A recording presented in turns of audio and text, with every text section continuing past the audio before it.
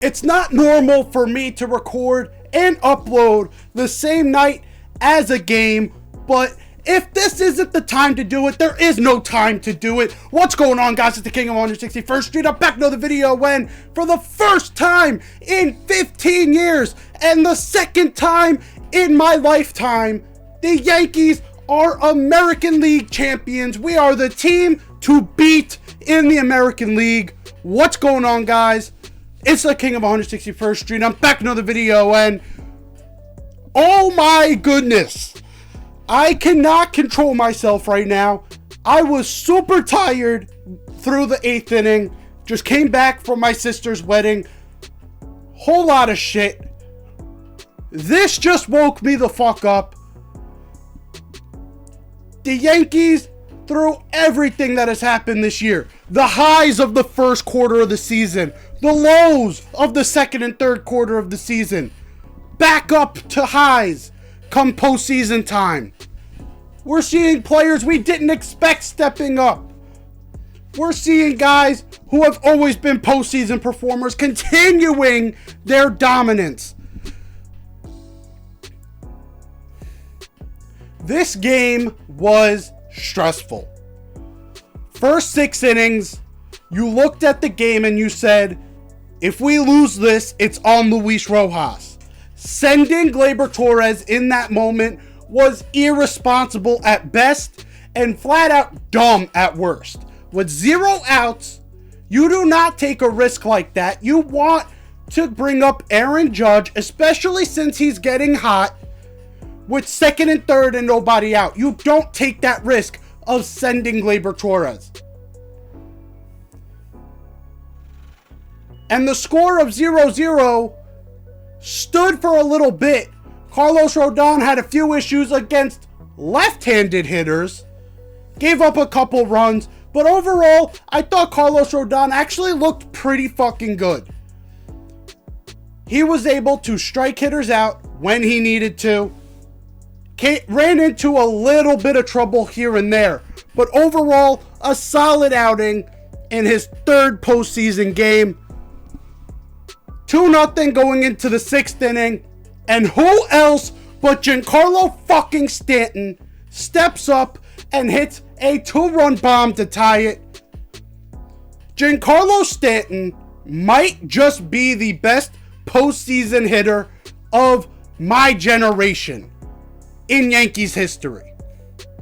We can look back to Derek Jeter. We can look back to Reggie Jackson. We could even look back to Bernie Williams. All these guys. Giancarlo Stanton is now in sole possession of 4th place in home runs in the postseason for the Yankees. And he's played half the games of everyone else on the list. That is absolutely absurd. He is probably the Mr. October of the 2010s to 2020s. And to me, he is probably the clutchest player of this generation in Yankees history. I don't want other fan bases coming at me, but fuck that. I'm celebrating here. Screw you. Anyways.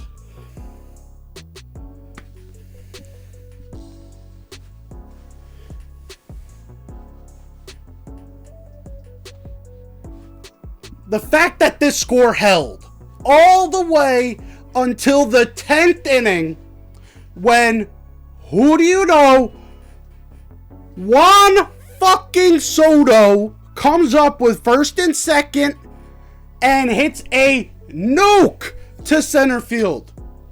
I'm sorry. Juan Soto is probably the best pure hitter I've ever seen. This guy is basically manipulating pitchers. The pitch before he hits the home run, Gaddis throws a backdoor slider that gets Juan Soto to swing late and foul it off with an emergency hack. I said to myself in that moment, wow, he's going to throw a fastball here. He was late on a fucking breaking ball. Now in hindsight, it seems like he was baiting Gaddis into throwing it. Juan Soto is a fucking menace. And if Brian Cashman does not hand him a blank check with Hal Steinbrenner sitting next to him and Randy Levine sitting on the other side, then this organization is run like a piece of shit.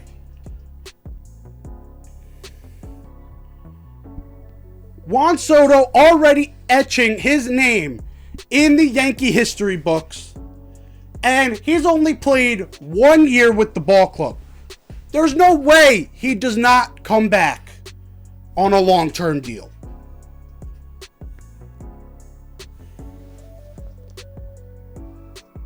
And in this game, like I said earlier, we got production from almost everywhere. Even Jazz Chisholm, who everyone has been shitting on as of late.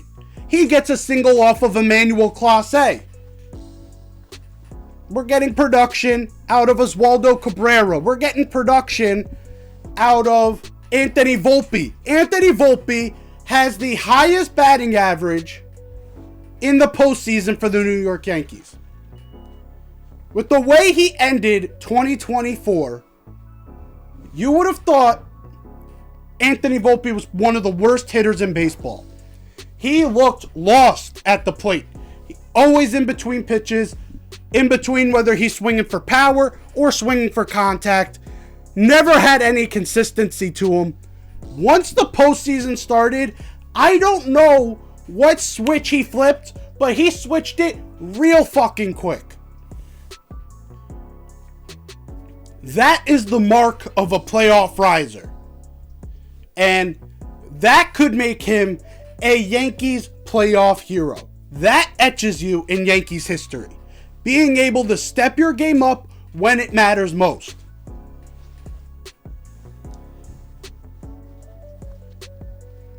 All series, we got really good starting pitching. Garrett Cole, a little bit shaky here and there, but overall, really good. Carlos Rodon in Game 1 was outstanding.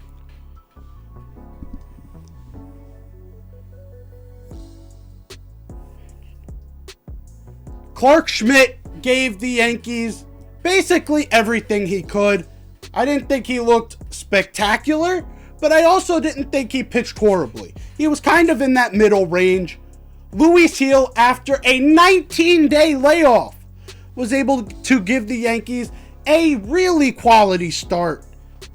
And then you had Carlos Rodon today, who gave you about as good as you would expect of a guy who is pitching on normal rest, but it's a little bit of a weird circumstance. It's only his third playoff game.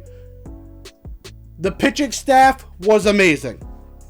And the bullpen stepped up like no other in this game. I'll say it right now. Jake Cousins is the best cousin in that family. And that family has Kirk Cousins. I don't care. Jake Cousins' slider is nasty. And the way he set up these hitters, the amount of break he has on that slider to where he's able to throw a two-seam and absolutely lock these hitters up. It's a joy to watch Jake Cousins pitch. And I don't think he gets the respect he deserves outside of Yankee circles. We know how good he is.